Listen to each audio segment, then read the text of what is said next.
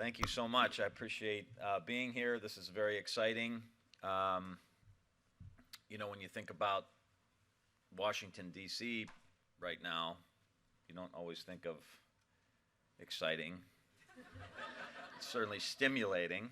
There's a lot going on.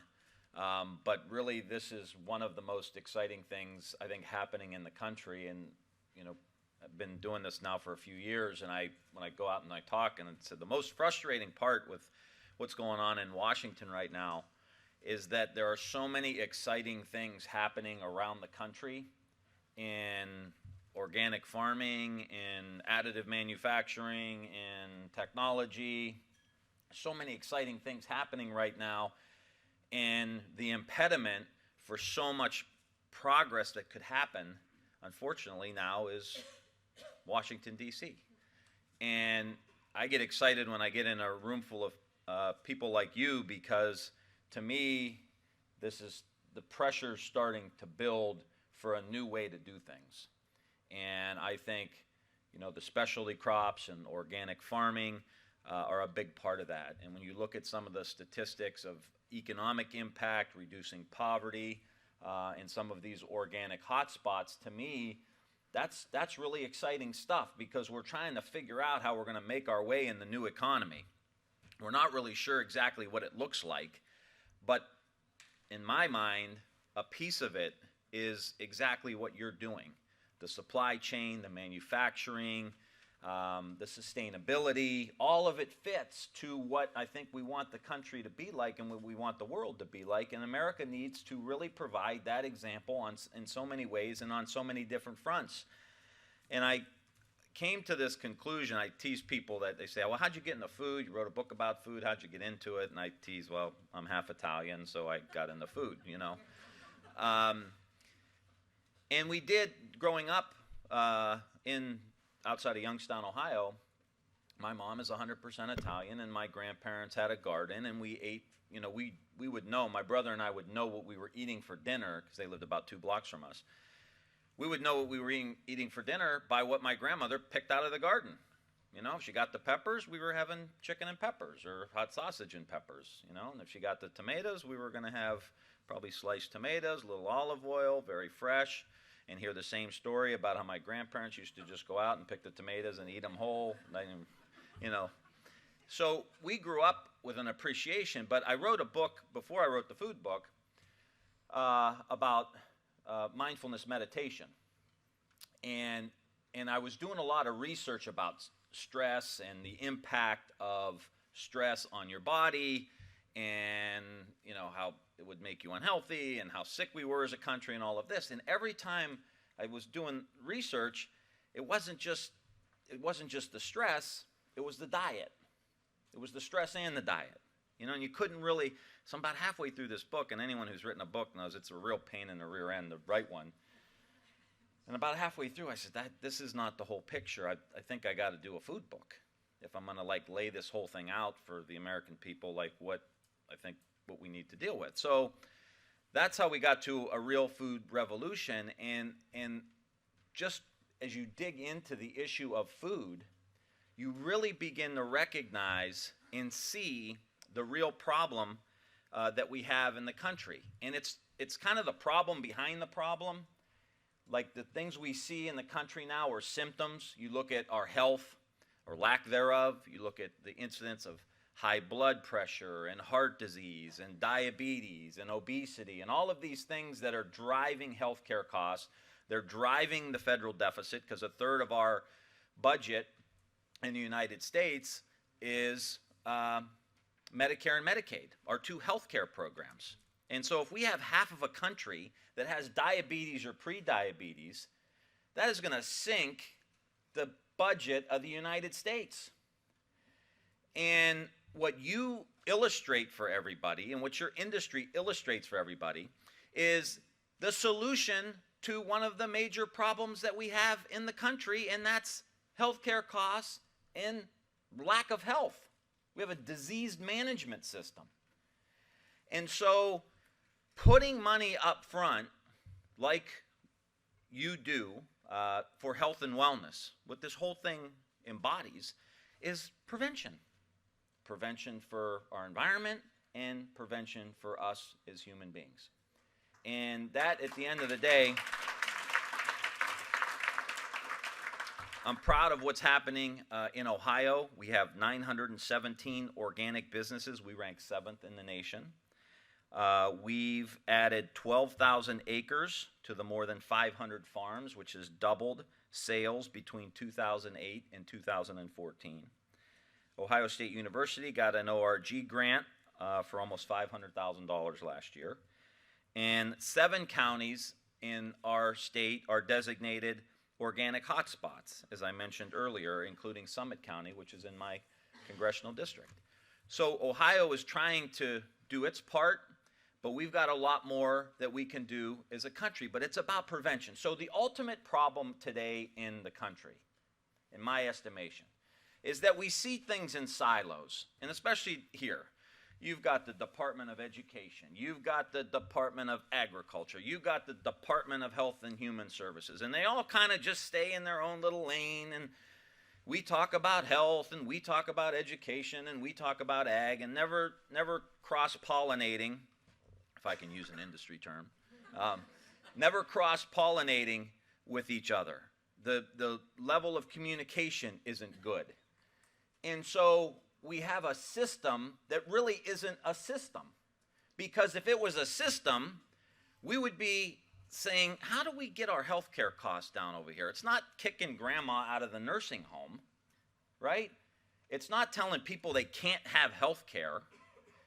It's figuring out how we spend money wisely up front to make sure that we get people healthy food in their neighborhoods, where they live, eliminating food deserts.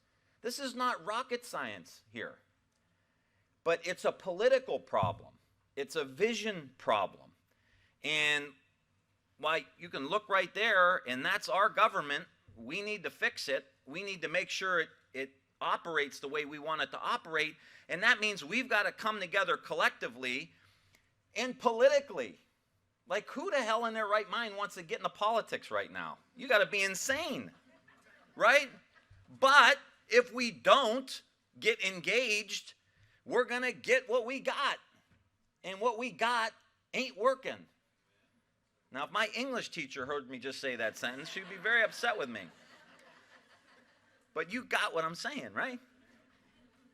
So we've got to figure out how we can harness this into, and I write about this in my book, this has got to be harnessed into a political movement, or we're going to keep getting what we got. And that means when you hear that only 0.5% of our agricultural subsidies, which are hundreds of billions of dollars, only 0.5% goes to the kind of work that you're doing, then we've got to change it. Because we're spending hundreds of billions of dollars subsidizing crops that lead to, eventually, very high processed food, multiply processed food, that is driving up our healthcare costs. Because, as Michael Pollan would say, it's not real food. You know? It's not real. So if we would take some of that money and begin to subsidize produce and organics and other healthy, real foods, and make sure that this is available and can potentially be grown in our neighborhoods, then you're talking about making an investment that eventually is going to drive down your health care costs, which will help with your deficit, which will help us have more money to invest into research and development and have money left over to take care of the people who are really sick, that may have a problem that can't be prevented.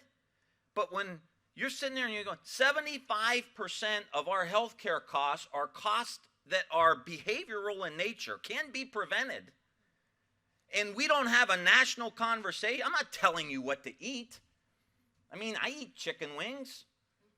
You know, you can't watch the Cleveland Cavaliers and not have a few chicken wings. I mean, come on, right? If you would go to my freezer right now in Niles, Ohio, there may hypothetically be a quart or two of ice cream in there. I mean, come on,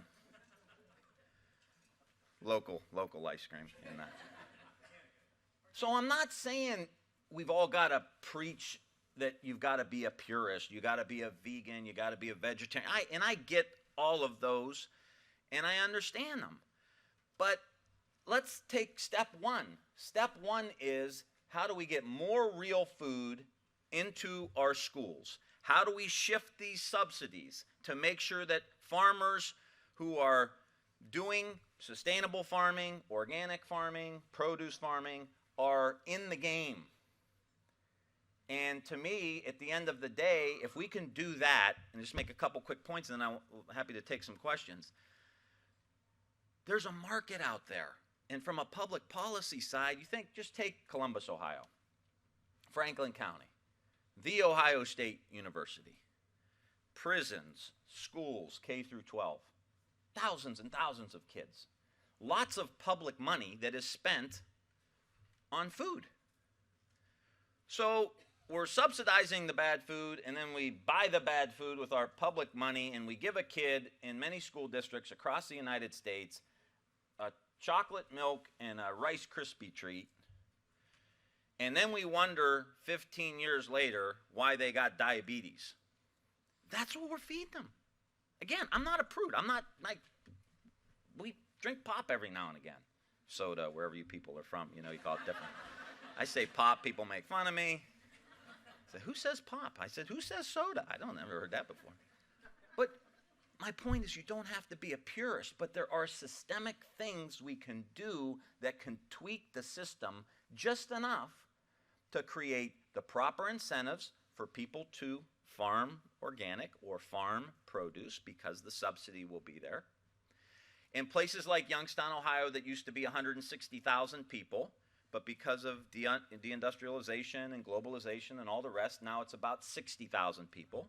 So we spent a lot of time and money trying to get investment into Youngstown to take down old, dilapidated homes, shrink the size of our city. Great opportunity for urban ag. Again, you're getting investment, you're taking care of into urban centers, you're taking care of your food desert issue in some of these communities. You can create summer jobs and after-school programs for kids. And then again, because we want to get rid of all our silos, you can do what we did in Youngstown City Schools a few weeks back, where we have a garden at every school, at least one, in the city of Youngstown. We took one day and put gardens in every schools. And you tie that into the curriculum, that could be tied into the urban ag, that could be tied into the business class, and take the produce and figure out how to go sell it at the farmer's market. Like, school doesn't have to suck. Like, it could actually be fun. You know, these kids are going to be like, I was playing in the dirt today, growing stuff. You know? Like, we got to get rid of this old mentality. We're the United States, guys. Like, this is what we do. We come up with cool things. It should not count government.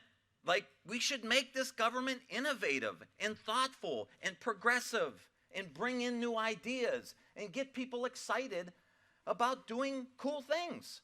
And oh, by the way, we're taking care of our education problem. We're taking care of our health care problem. You know, if you go to Ohio State and you're lucky enough to get a football scholarship or a basketball scholarship, they'll give you a study table, they'll give you a tutor, they'll give you a nutritionist. Like, you're taken care of. That should be available for all our kids. Healthy food should be available for all our kids. This is a social justice issue. Like, I can't make sure you finish the race first, but don't we have an obligation to make sure that you get up to the starting line in a reasonably healthy position to start your life? It's only fair. So if we can put and start to rebuild this system, in a sense, by using the government money, whether it's a state, local, school district, whatever the case may be, we can begin to shift the food system and the ag system in the United States. And we can begin to make our citizenry healthier. And we can teach it in schools. We can teach it in our food banks. We got some pilots we're talking about where you get some kitchens in the food banks and start teaching people how to cook again. And this is the last thing I'm going to say, I promise. No, I can't promise that. Well, like a congressman promise, you know what I mean? Like, hey, you know. Maybe until my mind changed. Then I, you know. But we've, even like from my grandmother, you know, she's been gone for 10 years now, but we grew up, you know, and there was that connection that you had from generation to generation, where I know how to make a good Italian sauce, you know? I know how to make cagouts, which is, you know, eggplant and squash out of the garden and chop it up with eggs, and because I was taught. I watched her do it a million times. So when I went away to college and law school, I was able to cook for myself. I mean, it was the same 5 dishes that she fed me for 20 years. Pasta fazool, and, you know, I knew how to do it all. But we've lost that connection of, you know, how important growing food is, you know, planting it, growing it, tending to it, picking it, washing it, cooking it, preparing it, and having a meal with it. And that's kind of indicative of our society. We're so disconnected. We got all these gadgets and toys, but we're more disconnected than ever. And so if we grow your industry, we're getting people connected to the land. Great opportunity for veterans who are coming back with post-traumatic stress to get involved into this kind of farming.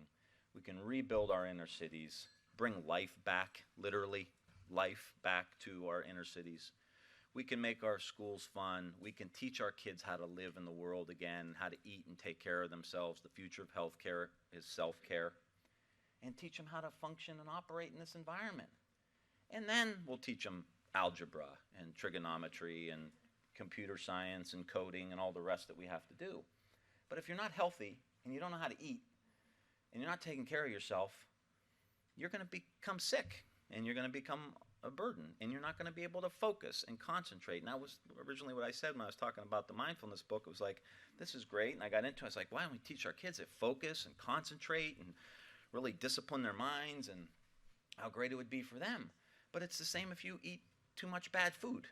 You can't sit still. You can't focus. You can't concentrate. So it all comes together in a holistic plan that can help redefine America and bring back, as I say in the book title, Return of the American Family Farm, which to me is indicative of where we are as a country. And we have 330 million people or so in the country. We're competing against 1.3 or 4 billion in China. We're competing against 1.3 or 4 billion in India, really competing against the globe. We need all 330 million Americans on the field, Team USA jersey, healthy, competing, being creative, creating wealth, opportunity for our country and for each other. And it starts with being healthy. And you're at the front edge of that, and I'm happy to help you. Thank you so much for having me.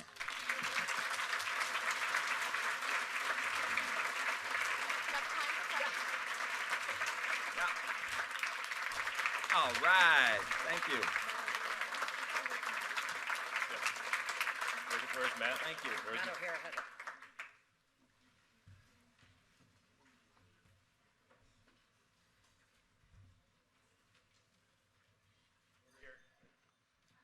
Thanks for speaking with us today. I recently the Trump administration, I believe it was an executive order or done through the secretary, talked about rolling back a lot of the improvements that were made in the school lunch program. And I don't know if a lot of people have seen Mrs. Obama speaking about that in very strong terms. I mean, when the message was that it's okay to feed kids, but crap. I had the opportunity to eat at the members' dining room yesterday and the Capitol, and I didn't see any of that stuff on the menu there. How is it possible to justify a move that is being suggested right now in the school lunch program? I don't think there's any way to justify it. I think it's unjustifiable, to be honest with you. I think it's a, as I said earlier, a social justice issue. It doesn't make a lick of sense. And, you know, I recognize that a lot of teams that are at the local level in the schools, you know, have to comply. There should be help for them to comply.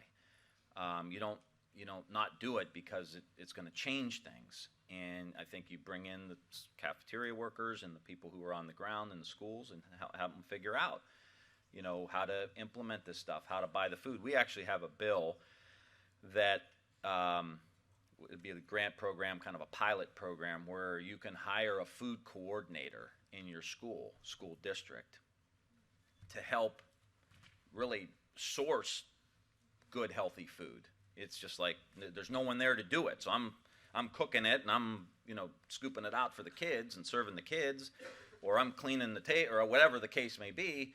There's nobody on the team that's like, wow, we've got like organic farmers like 7 miles that way that we could like pull in here. And I got the idea from, I was in Philadelphia and I heard about it.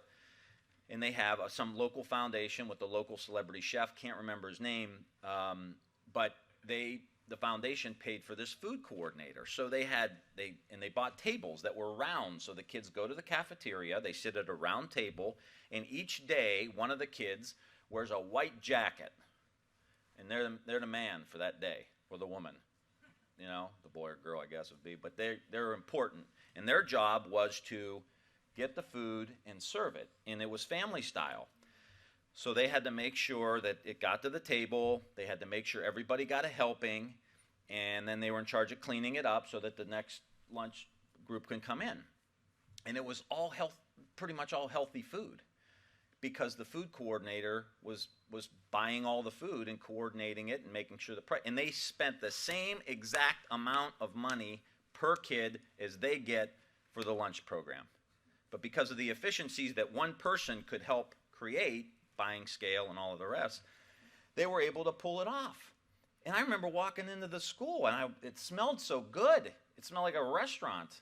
It was like garlic and like it was great. It was like garlic chicken, baked, vegetable, maybe rice, and then the dessert was grapes and strawberries, not strawberry whatever. Like I said, if you want to go home and do that, but like we shouldn't be feeding you that stuff, you know.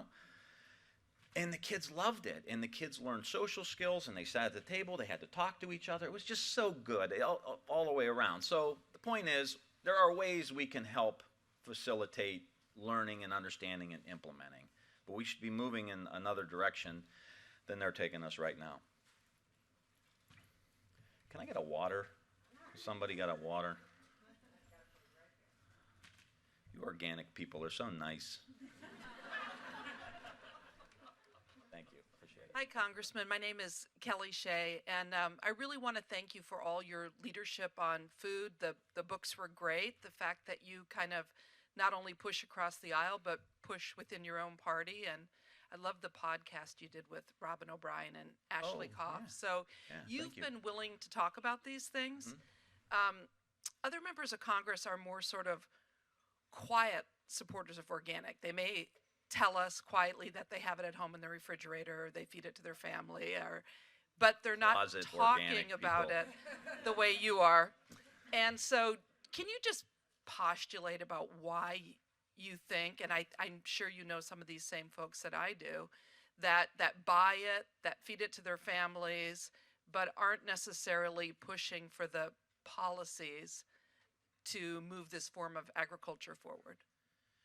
You know, it's hard to understand the mind of a member of Congress, as you can imagine. But I would say that there are so many competing interests for a congressperson. You know, you represent 700,000 people. You know, you have a series of issues. As you can see, like issues come at you that you have to deal with, whether it's the president or the president's budget or this or that, and you're talking about health care reform, and it's busy. I mean, it's just busy to try to like, okay, well, I'm going to talk about organic. Now, one of the reasons I wanted to come and speak to you is because politicians respond to pressure. I'm not saying in a bad way, but just, boy, there's 200 organic farmers at my congressional door, or I got petitions from 1,000 organic farmers, or the supply chain, or the organic industry, or however you would frame it. Guess what? You're going to get a meeting with the congressman. That's how it works. It's like your kids. Which kid gets the most attention? I got 3. I know which one gets the most attention. The one that doesn't do their homework, the one that raises hell, they get your attention. So you got to be noisy, and you've got to be organized, and it's got to be you and the supply chain and the consumers and the people who buy. They've got to be organized into a collective effort that becomes a political force. I mean, you got so many good arguments on your side. What's the most pressing issue in the country today?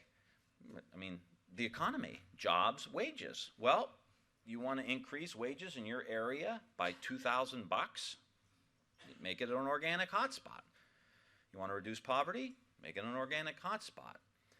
So, I mean, that's kind of how I talk about it. And if you're Democrats, which, I don't care if you are or you aren't, I'm just saying as Democrats, we can't get people in rural America to vote for us. Well, when I go to rural America, this is what I taught. I'm like, we'll increase the subsidies. I would even be willing to bet that if we did the math on it, giving farmers a premium to grow organic, because you're really going to drive down healthcare costs, and there's a benefit to the environment. So maybe there should be a little bit more of a subsidy to farmers who are organic. We should be pushing that, all of us together. Me, you, Shelley Pingree, whoever else, Debbie Stabenow's very aggressive on this stuff. Let's build a coalition, all of us right now. Here we go. Let's start. And let's get other people talking about it. And I guarantee you, because this is how our business works, if Tim Ryan, walks in with a bunch of the organic industry, everyone's going to go, how'd you get all those people behind you? What are you guys doing? I'll be like, well, you got to co-sponsor my bill, and you got to help us push it through. And that's how it works. So our charge leaving here is that you didn't just learn some nice things and meet a pro baseball player and a congressman. Who cares about that? But whatever. But you come out of here organized with a mission and a strategy on how we affect the Farm Bill. Time for one more? And I love the idea of the subsidies for urban ag. How we really got to sit down and figure it out, because here we have communities that don't have a tax base, incomes are down. We're knocking down these homes. How do we get wealth and jobs and investment into these communities? It's the national issue we've got to deal with. And so let's grow stuff. Let's figure out how to grow stuff and pay people to do it. If you did a co-op and you had 20, 30 acres and you helped grow it, and I'm just throwing stuff out here, which is what I do, and my staff gets very nervous. But if you have this plot of land and you're selling food out of it and you're making a little bit of money, and you get a $10,000 or $15,000 or $20,000 subsidy for that 10, 20, 30 acres in places like Youngstown, and there's 10 families that are doing it, each family gets another $2,000 or $3,000 a year. And, if you're only making 40 grand a year, $2,000, $3,000 means a lot, Summer jobs, and kids are working, and then there's more money, and you get the picture. Congressman, thank you so much for coming in, your enthusiasm. We love what you're saying. I was very intrigued by your analogy of the silos that don't talk to each other, and so my question, I have 2 questions. The first one is, how far do you think we're away from the idea of a health and food department to replace some of the visions that we have? And the second is that as organic grows, in some ways, and this is not a positive thing, we start to mimic the conventional market. So I don't know how far we are from an organic Twinkie, but it will be there at some point. And I'm wondering if there would be an opportunity to have a label for nutrition density or something like that, that people could actually vote again with their food dollars for high nutrition. And hopefully, of course, organic we think is going to be the high end of that, but we want to keep organic also at a premium. Yeah, good idea. I mean, what you need to do, not to throw this back on you, because I'll certainly help you, is figure out collectively as an industry what you want those 2 or 3 things to be. And is it a labeling issue about nutrient density? Because, and people go for regulations, how it works, that benefit them. I mean, right? The oil and gas industry, they want a tax credit for drilling oil and gas. Wind industry, they want a tax credit for wind and, solar industry. They want solar. Tech industry, research and development tax credit. So everybody's got their own thing. So I'm saying you got to have your own thing. And the more your thing makes sense and you can show the economic impact and the health benefits and all the rest, you start building up political support. I mean, this industry, you guys should be locked at the hip with, doctors and nurses and, the mind-body medicine group, which is growing by leaps and bounds. I think of the nutritionists and, on and on. I mean, you could build a coalition so you're not out there by yourself, with your organic sugar trying to figure out how you make it work. You got to, pull everybody together, create a political movement, use the internet to organize yourselves, get advocates here like me, get people in the states that you're from to help. Each state has a Department of Ag. They have extension programs, and that's a whole other thing, is how do you get extension programs to help people expand or grow or organize or begin or start these kind of farms. But you got to figure that out. If you remember one thing that I say, it's like, get your butts organized. You've got to do it because there's so much pressure. I mean, if you just see the amount of, I don't say lobbyists is a negative thing, because people are lobbying for Alzheimer's research and everything. It's not a negative thing, but if you would see the interests that come down here, the organizations that come down here every week to meet with us, to push their agenda, you got to be on that agenda, and you got to have thousands and thousands and thousands of people who support what you're doing. So you're not walking into a congressman's office alone. You're walking into me, and you'll have all these stats about Ohio, and there's 500 farms, and here's 2 or 3 farmers, and blah, blah, blah, and here's the increase in growth. And you're basically saying, you need to listen to me. What I'm saying is important, and a lot of your constituents care about it. And it's good for the country, it's good for the environment, it's good for economics, it's good for our kids, it's good for everything. We export this stuff at a premium. It's a growing market around the world. I mean, someone tell me the downside, So let's get organized, and I'll help you. And I know Shelley Pingree, who you may know, who's great. She'll help you. And there's a lot of money that used to be in the environmental movement that is, because climate change can be a very dark topic, you may have noticed. It's been hard to convince people about doing something about it. And so a lot of the foundational money around the country is moving more and more towards farming and ag, because it can have such a positive impact. And so you've got some juice behind you too. And how do we pull this all together? I'm in. I'll help you any way I can. So thank you for having me.